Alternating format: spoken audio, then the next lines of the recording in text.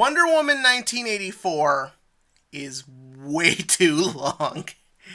There is easily a half hour you could cut out of this movie and it would be a much better flowing film. There's some wonky green screen in this. Cheetah does not look very good and their fight is a bit of a drag. Steve coming back in the form of possessing a dude brings up so many weird attributes to it, it's not even funny. It's a little funny. And also the plot holes and logic holes involved with the magic wishing rock is enough to drive an army of trucks through.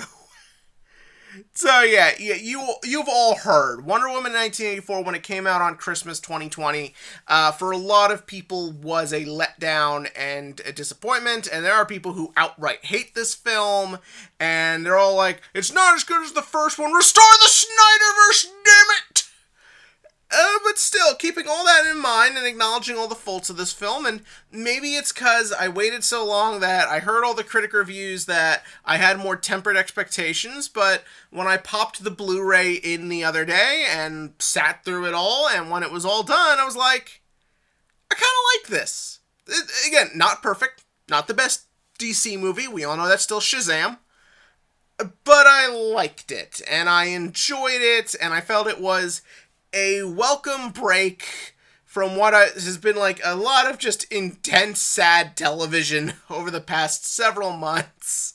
And like, I think I'd watch this before I watched Justice League again. So, yeah, let's talk about this, because people are still shitting on this. So I'd like to kind of give my perspective on things now that I've seen this movie and have come out in the minority of liking it.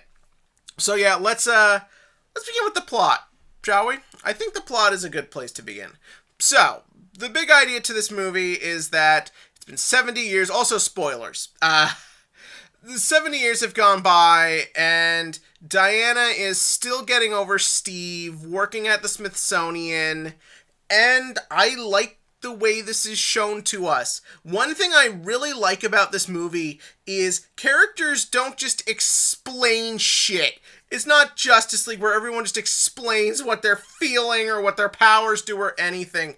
Most of it's shown to you. After a really fun and entertaining first, 15-20 minutes, including some really fun actions. I love that mole fight scene. That was fun. We see that Diana is alone. We see that she has this cool apartment, but it's just full of all the sad reminders of just what it is to be living as long as she does. No more Steve, no more Etta Candy, just this is what her life has kind of become, and I really like how that's paid off at the end of the movie, when you see her little, I guess, bat cave or whatever you want to call it, where she's got TVs where she just monitors shit. You just sort of see, she's kind of just doing crime fighting just to, kind of deal with Steve being gone and, to forget about everything and not have to dwell on what's sad, and that's not told to you, it's shown to you. That's really nice, and I really enjoyed that. But no, you see that she discovers a magic wishing rock, which again is kind of dumb, but she's a fucking 5,000-year-old Amazon in a cinematic universe that includes a flying alien man and a dude who dresses like a bat. Why is everyone so against some fun in these movies?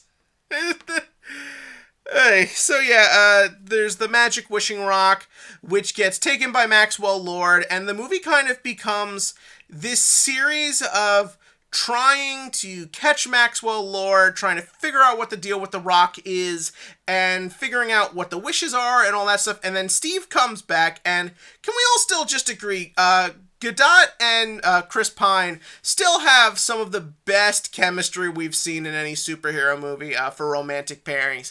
They are great together, and all their scenes are great, and again, when he's back, you feel it. You really get what this is like for her, what it's like to have him back, to have happiness, to have love back, and it really works, and I like that. So then we should move on to the next topic, which is the characters. Gadot and Pine are fine. I'm better than fine, they're great, but I feel like no one complains about them that much. The one thing I'll say, I would have liked a little more time with Pine. He's kind of in the movie and then he's out. Like, obviously he's in it for a long time, but it kind of had that very in-out done feel to it. Now, that could have probably been done a bit better. The other two major characters are the two villains, which is Maxwell Lord and Cheetah. And I liked them. Because again, the way you get into these characters' heads is not exposition. It's stuff you see them doing. It's how you see them acting. It's how they interact with people. You see, like, Maxwell Lord, and he's this big, over-the-top 80s TV personality, and he's ridiculous, and you immediately just want to punch him in the face. But then, like, you see, no, he's just this con man who is just, like, running this fucking Ponzi scheme for dried oil mines, but then you also find out he's got a kid, and the big thing for him, besides making a lot of money the easy way, is he wants to be seen as a hero to his son. There's this really great bit where he's like, "You'll see, your dad's gonna be awesome," and they hug, and they just linger on this shot of him being like, "What the fuck am I gonna do?" And I like that. I like lingering shots on emotions and actors getting to convey things to you. They don't do that in enough of these. That's the real reason Marvel movie villains aren't that great. It's not because they don't get screen time or because they're cool or because they're played by bad actors. It's because most of them don't get humanized or feel like people. I felt like Maxwell Lord, while a ridiculous one, was a person.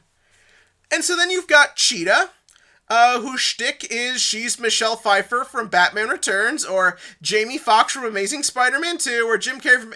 You get the point. That's the big thing with the character. It's that, and I still think Pfeiffer in Batman Returns is the best example of this, but because the movie gives you time to see what her life is like, to see why she goes through what she does, to see how the way she is, when you see her transformation and what the Wishing Rock is doing to her, I kind of buy it. I kind of buy that these two people, just like when they get the chance to have their wish and get the thing they want the most, how it kind of corrupts them and destroys them and ultimately leads to their defeat and destruction.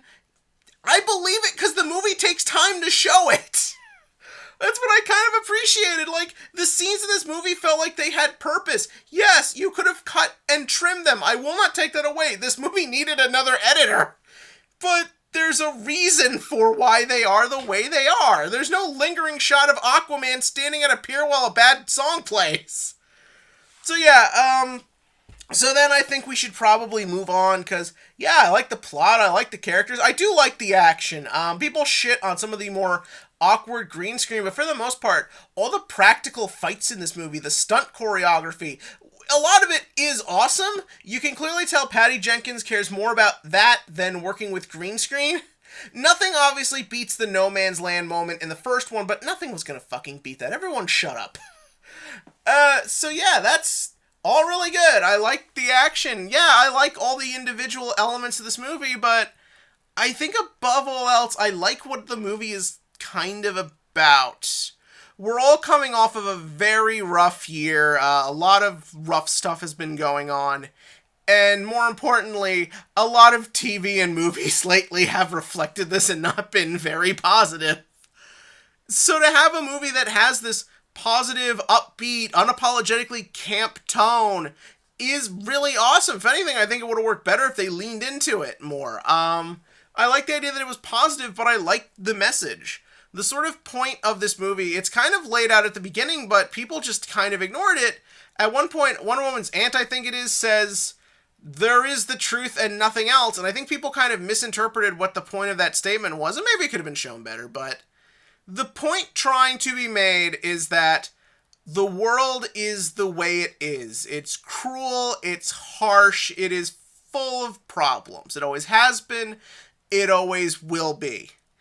And the way you get through it is you don't just make a wish and hope for the easy way out. You have to work towards it. You have to fight for it. You have to try and make life better your way and try and do it right. And that's the point with all these characters.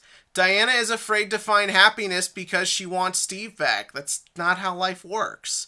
Maxwell Lord wants to become rich and successful and to show everyone up. Well, you can't just pray for oil to come out of nowhere. And Barbara wants to be strong and powerful. Well, you can't just hope for that because it turns you into a weird cat demon lady.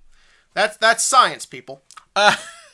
But again, yeah, I guess, like, for me, I can ignore and just live with all the problems because I just like enough of this movie. I'm not saying if you don't like this movie, you should change your entire mentality because I said it's okay, but I just wanted to get my opinion out there. I know sometimes I give a lot of opinions people don't want to hear and go against the popular opinion. I'm not doing it to make myself seem like a hipster or to think I'm better than everyone. I know I'm better than everyone, but above all else, I want to put other takes and opinions out there. And I wanted to do that with this movie because I enjoyed it. And if you enjoyed it or didn't enjoy it, that's totally fine. It's totally up to you. But tell me what you thought of this movie in the comments section below. If you want me to talk more about the DC movies, maybe we could rank them now that I've seen them all. But tell me that below. And as always, click to like, click to subscribe, and just join me for more fun conversations, because that's really what I'm about.